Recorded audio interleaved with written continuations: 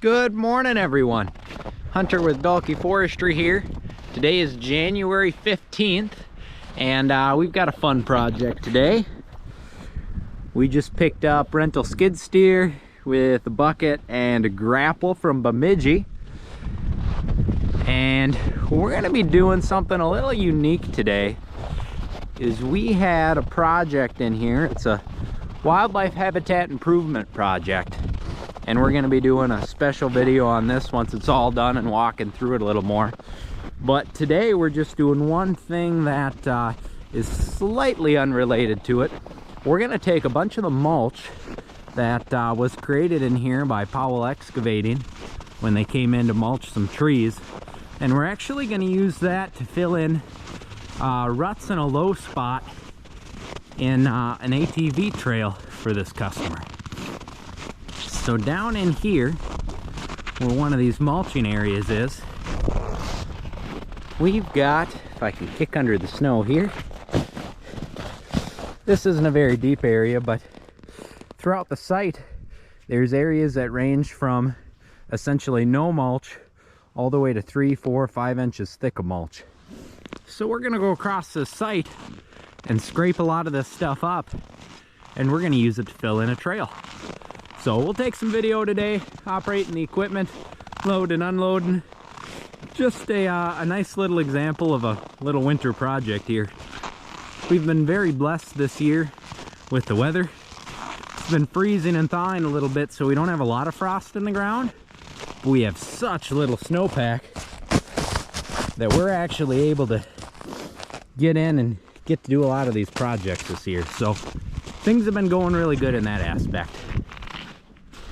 But this is the one of the mulching areas that they did for this project, and we're actually gonna end up taking a bunch of other trees down in here too. But there's a little creek that runs through here, and it was way too wet to be running the machine in there. But we've had some cold temps. We left the house this morning at about 6, and I think the truck said it was 18 below zero. Now we're probably about 10 or 12 below zero. It ain't too bad. It ain't exactly warm and toasty, but it could be a lot worse.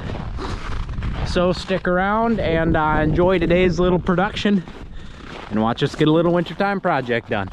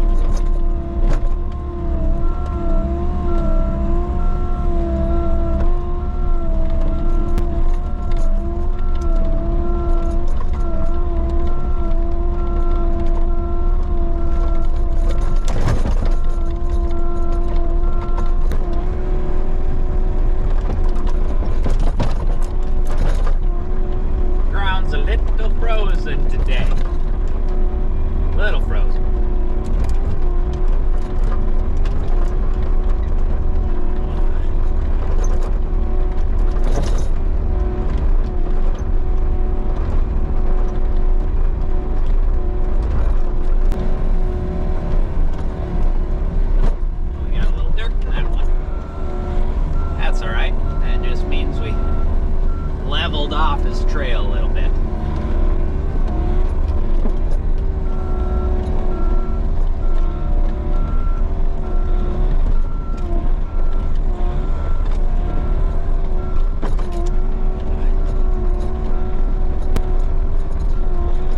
On days where I'm rocking back and forth like this, I get freaking motion sick. Not car sick, I guess. I get skid steer sick. Ugh.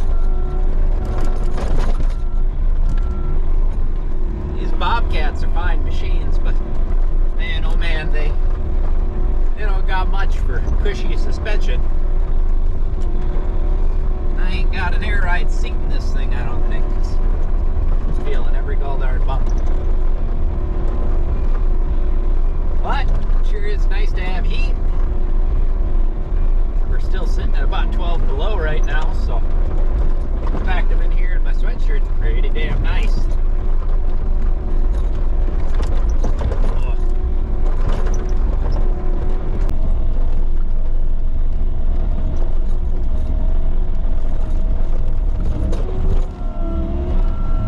Oh yeah, nothing but full loads today, boys and girls. Until we hit them dang bumps. I can't run it on full throttle because it rattles our dang teeth out. Gotta go a little slower in here.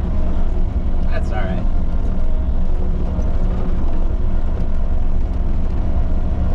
This project is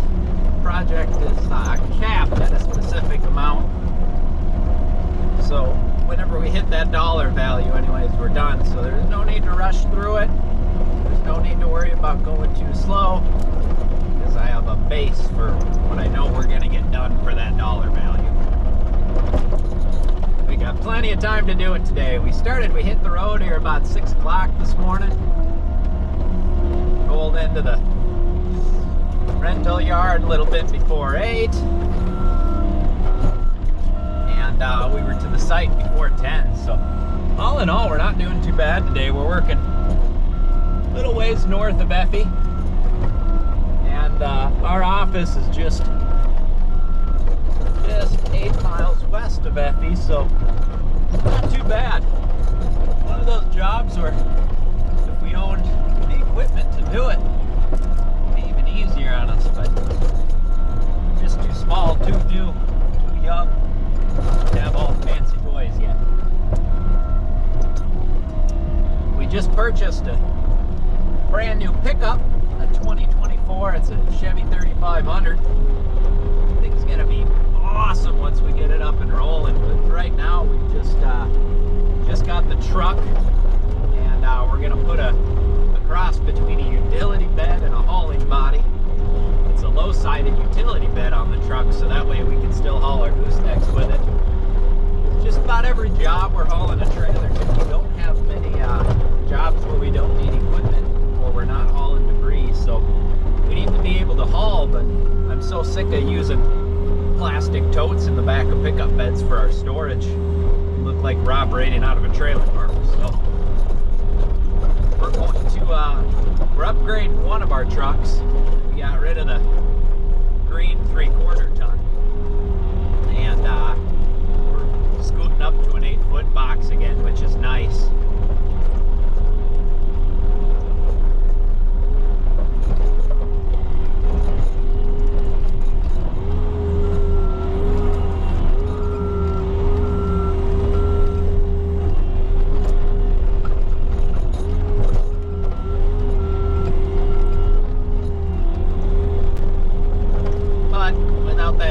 Done yet, we still have to run one of our old ones. So we've got our tan GMC 2500 that was doing the towing for us today. Not that this load is killer on it. It is about a 10,000 pound machine, a bucket and a grapple, say 11 to 12,000 pounds. Trailer weighs about 4,000 pounds, so we're less than 16,000 pounds, right around there. Not a bad load on the truck, but just, you can tell it's back there. That's why we're putting an upgrade. We went still with a 6.6 gas engine on that new 1 ton. Because we don't do enough heavy hauling to justify the diesel yet. Especially with all that new age emissions BS. It just ain't worth it to deal with the DEF, all the DEF problems. There's not a single make or model modern diesel pickup that doesn't have DEF problems right now. They're all freezing up, and you hear all the horror stories of if you ain't parking it in a warm shop, you're going to be dealing with freeze-ups from time to time. So mornings like this, when it was 20 below this morning, I don't want to worry about it. Gas engine will do just fine. And we treat our stuff really well. I mean, we're granted in our videos you might see us beating up on a skid steer from time to time, dropping heavy loads in a trailer, but as far as maintenance is concerned, we treat our stuff really, really well. We're changing oil more often than we need to. We're greasing more often than we need to. We're letting everything warm up before we get in and hammer on it. So I have no doubt the gas engine's going to last quite a while. Our oldest truck, if you've been watching any of our stuff, if you checked out any of our Facebook page from our first few months in business, well, first year in business, we were running a white Chevy 2003 2500 crew cab long box. I love that truck, I still do.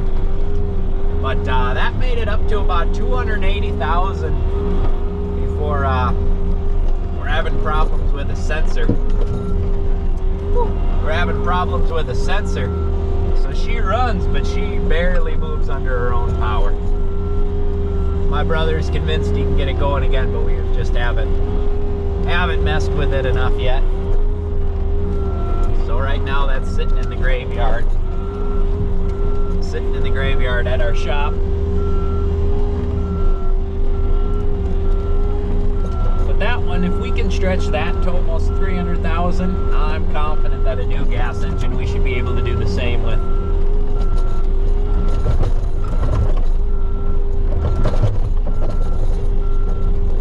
We were hoping to get ourselves a skid steer this year. Well, we were actually hoping to get it in 2023, but the way things were, when that white truck shit the bed on us, then we went and spent 15 grand on another used truck, that tan GMC 2500.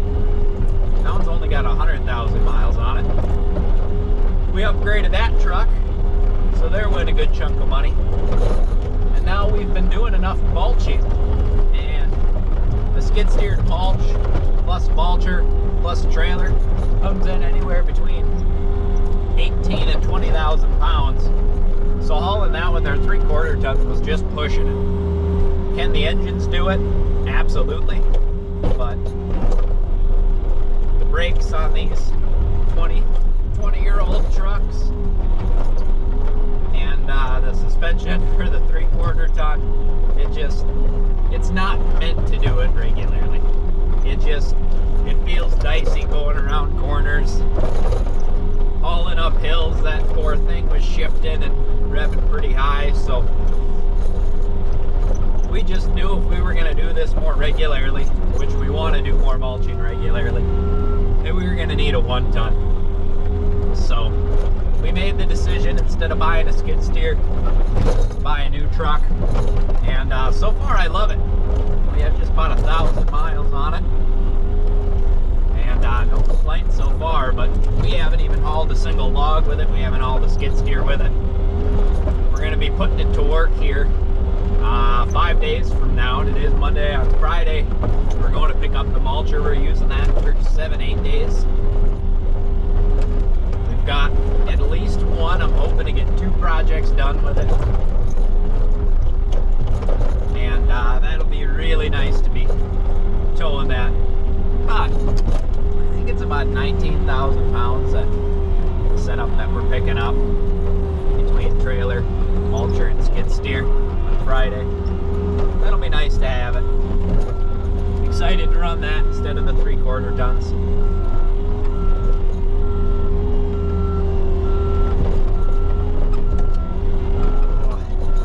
Just getting bounced to hell here.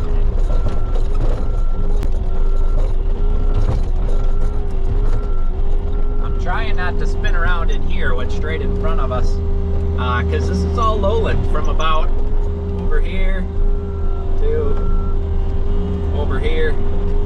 It's all lowland, obviously. You can see the brushes there. Not that it's bad in here, but they were in here with a 30,000, I think it's 31,000 pounds track machine, the big mulching machine.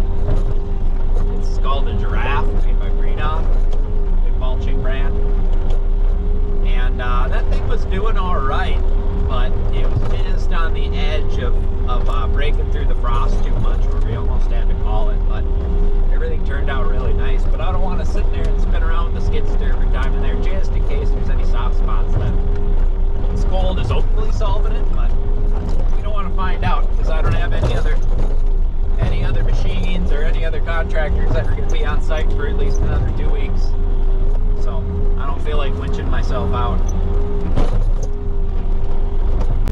So the point behind this project, here is, it's hard to tell right now, but for any of you tree nerds out there that might watch our stuff, you'll notice a lot of ash in here on the sides of these trails where we're dumping. This is all low in here. This isn't water flowing type stuff, but soil's pretty heavy, stuff's pretty squishy. Usually doesn't dry out until early summer. Even late spring, it's still really holding water. Nothing flows through there, but it's just really low.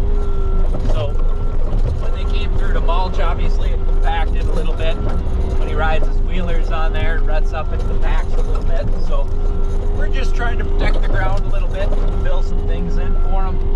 He's got a plethora of mulch here. So rather than just let it rot into the ground, he said, hey, could we build up that trail a little bit?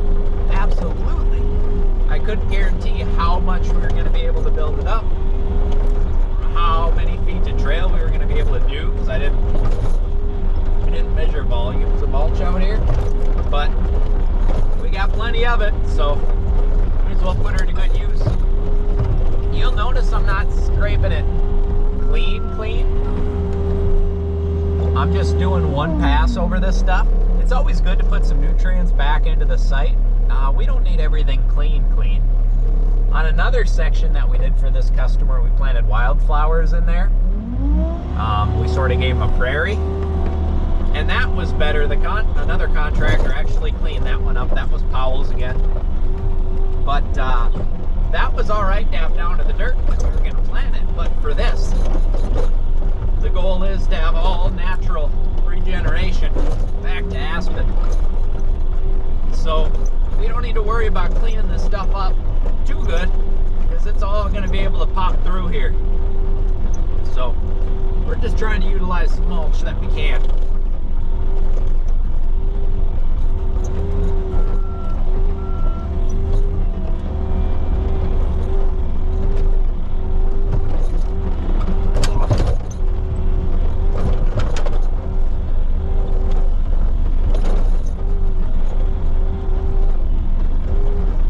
Business, we run Bobcat, ASB, John Deere. I think if there's any others. I think that's all we run for skid steers, those three. And I gotta say that my favorite is ASB. The suspension on there is just heavenly. Granted, there's a lot more maintenance with it, a lot more headache after you own one for a while, but if you're gonna rent one, oh man, see if you can track yourself down in ASB, because they are a nice cushy ride. They are just beautiful. But anything will get the job done. Gotta remember to Thought you were making money not sitting at the massage chair at the mall. So we'll take a week yet. Actually, just learned that Bobcat of Bemidji rents mulchers too. I was surprised. They've got a Bobcat 770, big disc mulcher. I've only got a couple other places to rent mulchers from. Not everybody does around here, but it makes sense that the dealer does. Try to sell you one down the road.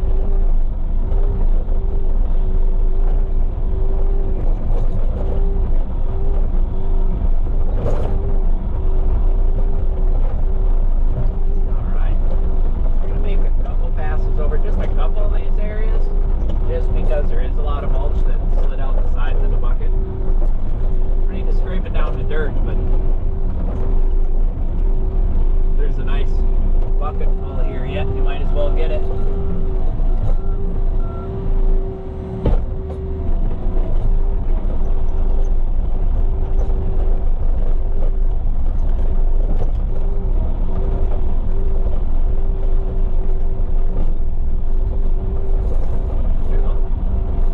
On this site, it doesn't look like it, but you start playing the mathematical game of volume. You know, you can say there is an average of 1.5 inches of mulch throughout the entire site. Well, take the surface area of 1.5 acres, 2 acres, you get quite a bit. I'm not a nerd, not all the time, so I don't know those numbers off the top of my head, but I'm sure somebody does.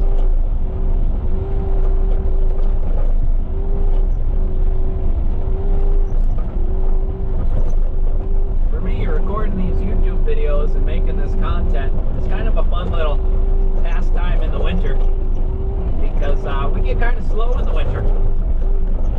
Last winter, the winter of 22 to 23, we just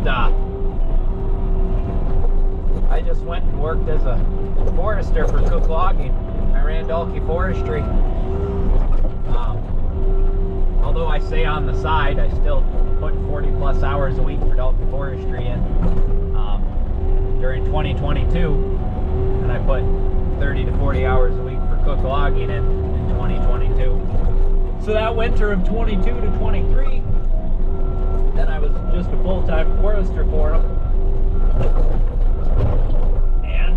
Kind of got me through the slow season for Dalkey Forestry, so we didn't have much for winter projects. But this year, the winter of 23 to 24, it's been really wild. I don't know how it's been all over the U.S., but for Minnesota, it stayed warm for a long time. We got a little bit of a cold snap for a little while, but some frost in the ground, a couple inches, but then we got a few weeks of warmth again. That just absolutely zapped the frost out of the ground. Just like springtime. I mean, we were in the 40s, even warmer some days. It was absolutely wild. So it kind of hit the reset button on winter for us. And we were able to start doing projects that I had scheduled for the spring, because I don't like to make empty promises to customers.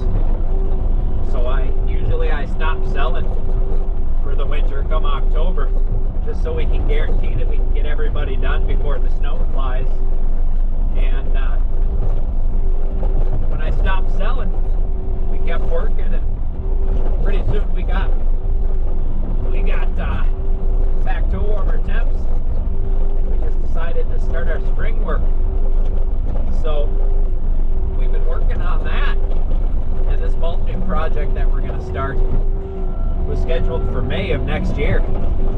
So now it's great, but I wish I would have kept selling, because we're going to run out of work in the spring.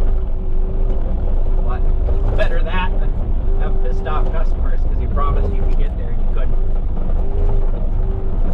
I try to under-promise and over-deliver, keep a good customer experience, but we're still learning. I'm a young buck. Just hope that keep doing honest work, and keep being true to your word, and hopefully projects like this just keep coming our way.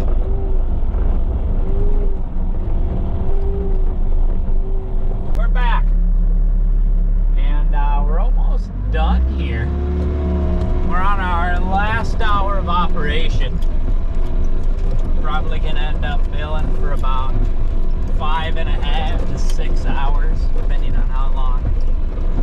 A little putsy skid steer cleanup lasts, but just wanted you guys to take a look. And oh yeah, we're recording. Perfect. Just wanted you guys to take a look and see how the trail was coming along. Now that we're getting close to being done, kind of give you a little overview of how everything looks too. It's come along pretty nice.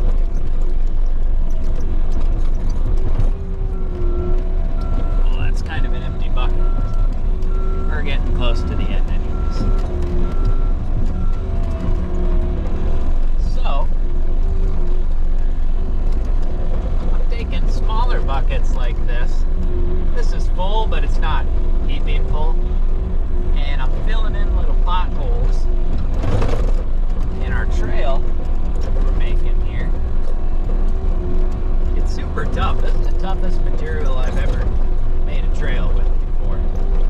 I've used fabric, fill before to raise trails, but never mulch like this. Should work pretty good, but the problem is you've got big old frickin' chunks of this stuff, and some buckets more than other buckets have snow mixed in them, so it's hard to level off knowing that so much of this is going to melt and settle, and it's hard to back drag because you catch one big stick, one big limb, and it digs a hole like that. Yep, you see that? It's a big old, it's only maybe a 2-inch diameter limb, but it's 3 feet long. You drag that through your trail and it just digs everything up. So it's super hard to get perfectly level, but I keep telling myself that it's gonna melt and they have to be packed in the spring and summer anyways, so it's not gonna be perfect right now. We'll just get it as close as we can, and we'll work with what we can. This wetland area up here, I'm gonna take all this little debris that we've dropped in there, and I'm just gonna scrape that out when we're done. It's not super wet in there, but I don't want anything. There's a little bit of flowage through there. I don't want anything clogging that up once we're done. So we're just gonna do the best we can to take any little debris with us. So out here in this big part of the gut, I left roughly 25 to 30% of the material in here. Tried to leave some bigger limbs and stuff too. Of course, woody debris is always good. It's not super big, but it's good enough. Once you start to get over here to the edge, then I start to scrape up just a little bit of dirt. Not that things are super soft, but there's no reason for me to be taking dirt off the site. That's just, so we're doing this big area out here. We're gonna call that good. I'm not gonna work super hard to get really tight to the wood line, and reaching our budget for allowed work anyways. So see, like here, you'll see that was kind of scraping. We scraped up some dirt. We don't need to be doing that. It's not to serve any purpose.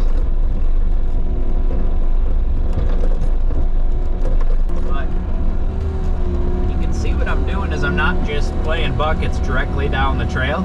I'm kind of dropping to the side and dropping to the side and then dropping another one straight forward. We're trying to mound this up really nice. So that way when a side-by-side drives down here, you're not just having one big crested pile in the middle like that. Should actually, you know, make a nice little base. Almost like we're building a road that's gonna decompose.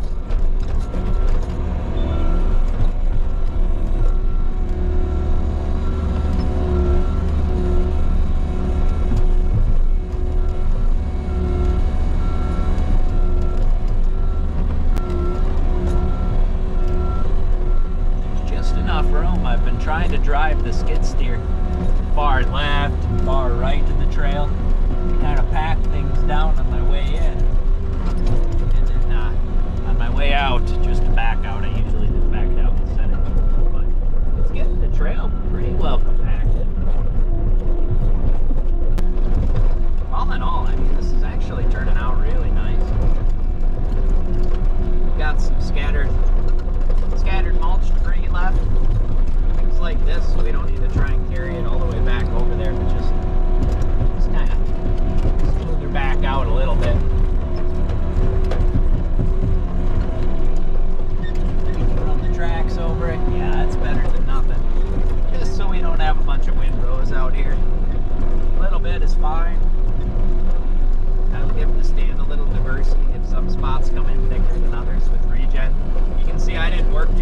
really hard. You don't need to be scraping right up to the trees and rubbing and damaging them at all. It's fine to leave pockets like that. And I didn't worry about getting right to the edge of the woods here either. We just kind of got the general. We scraped up a bunch of mulch. There's a good pocket in here. We're going to come and cut all these trees later. So this will open up, bring sunlight in here, and then this will be kind of a nice little area. We'll transition from some mulch to thick mulch, a few inches thick, and then no mulch because those trees will just be cut and removed by a logger, so there won't be any mulch there. So be good different pockets in here. It'll be great for the woods. Customer, when him and I took a walk on Saturday a couple days ago, he also said, man, this is, a lot easier to walk through than just a logging site, which is a very good point. This timber was too small to be logged, which is why we had it mulched. We'll talk a little more about the grand scheme of this project. It'll have its own separate video, but the reason that this stuff was mulched was to break up the age classes in this area so we could regenerate some of these trees. And it wasn't big enough to be cut by a logger to have any value. So we just mulched it, and it came out really clean. The stumps are really low to the ground. Well, you see, I haven't even needed to use the grapple in here. I thought I'd have to use the grapple to kind of sift through the stumps, but the stumps were so low to the ground that we could just drag a bucket here 99% of the spots. And makes this nice surface for walking in here. But it also brings up a good point too that not a lot of folks utilize, but another thing you can do is if you had a stand of timber that was recently logged, you can have a mulcher come in and mulch up the tops that were left over. Depending on the size of the stump, sometimes it gets really expensive if you want all the stumps down to the ground, but the limbs and tops are super easy to hit with a mulcher, and that kind of gives you a nice finished product too, even if you had it logged instead of having the whole stand mulched.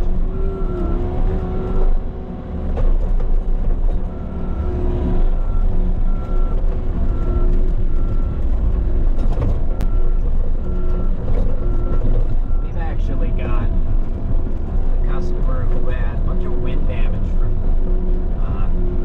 about a year and a half ago.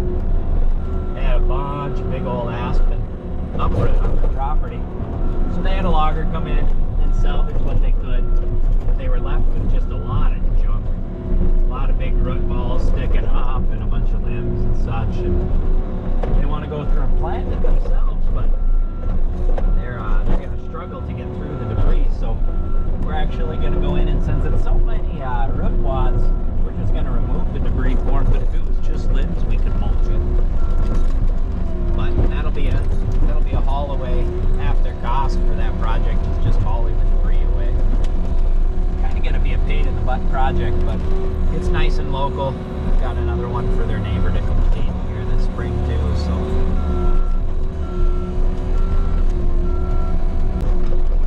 tell you, I am sick though after getting bounced around in this for 5+ hours. I'm feeling it.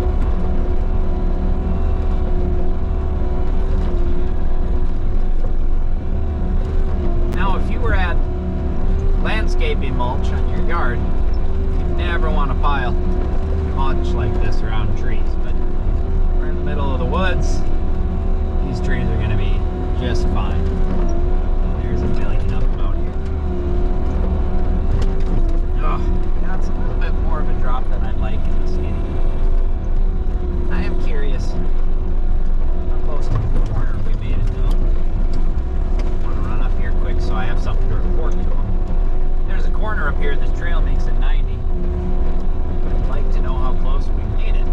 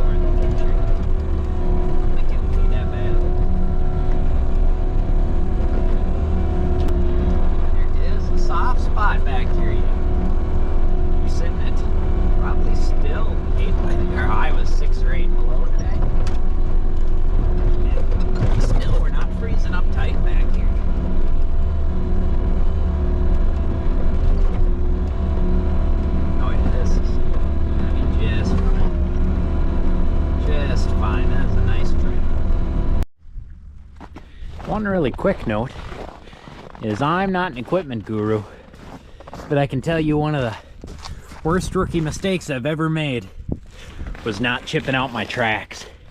How all this junk builds up in there, builds up in your sprockets, builds up in between your bogies and the track, builds up in between the track and the frame of the machine. You need to get your machine, your tracks, looking like this. Nice and open. Even all the little crevasses and all that little shit, because what happens is you chuck this on the trailer, things are just free and just warm enough to keep spinning, and you chuck this on the trailer and she gets really cold at night, and you go to move it in the morning and your tracks are a block of ice. You're not going anywhere. So I think I've done that twice, and I've maybe been operating equipment well, probably since I was a senior in college, so we'll call it 4 years. So it's a little bit of a push sometimes when it's cold out. You don't want to get out of the machine. It sucks a lot, but I think this side just took me 20 minutes or so to chisel all that out of there. I mean, that's well worth it. Saves a big old headache. So semi-pro tip of the day. Good evening, party peoples. It is about, what time we got here? Just almost 7:30, and we finished up our first project of the day. So we had a couple extra hours with the skid steer before we're gonna be a little over our 8 hours of operation. So what we decided to do is stop at home, ate some good dinner. Allie made us dinner, and now we're at our dump site here, and we're shuffling brush piles because we finally got enough snow to burn brush here, and we got an extra day to do it. I've got from Tuesday afternoon to Wednesday afternoon open, so we're gonna try to burn some of our brush piles here. We've got a couple acres just north of Big Fork that we pile everything on, and she's getting pretty full, so clear it out again before next year. The reason that we gotta shuffle and move some things is because we were hauling here earlier this winter, and we got a couple weeks of warm weather, which seems really nice, but it turned this entire lot with just mud. It was just a sinkhole. So we pulled in here probably with 5,000-6,000 pounds worth of logs, and just sunk the trailer and truck up to the axles. So in order to get out, we had to pile this big load of brush right underneath the power line, and we can now burn it underneath the power line. So now we're tasked with moving it so we can clean everything up.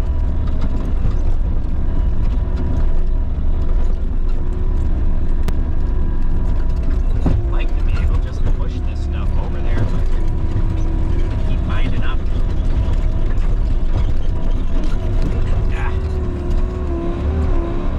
Things keep slipping out, and I keep catching them in my tracks.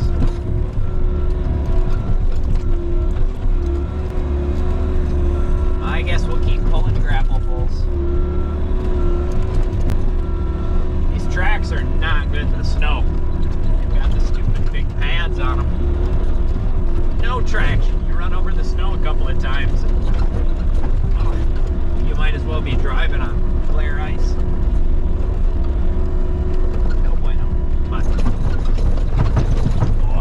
But it's not like there's a foot of snow, so we're doing fine.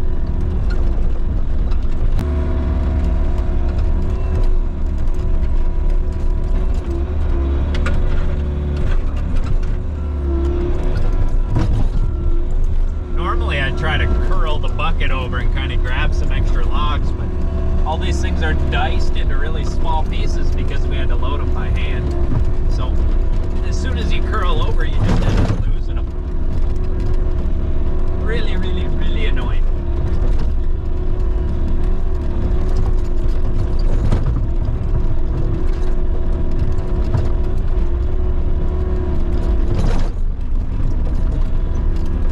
We have a gazillion little piles. When we dump with our trailer, it poops out a really nice brick, but together.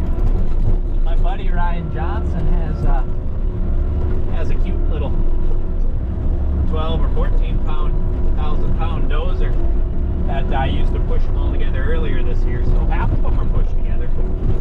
Really nice.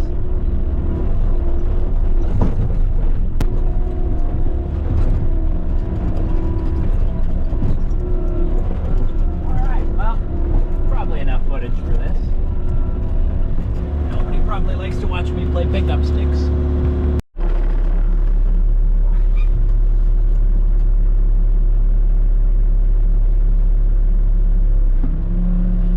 Alright, ever onward and upward. My least favorite part.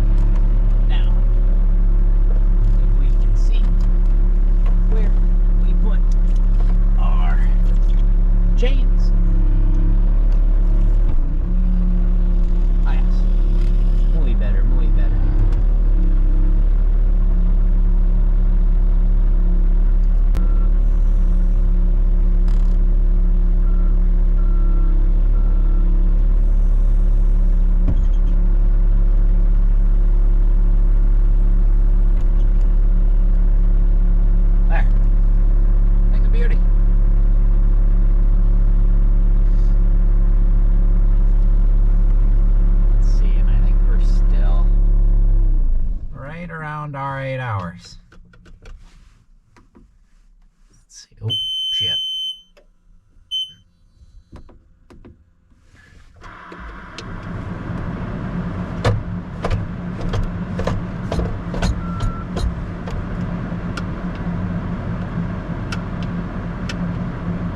I just like to make sure everything's nice and free.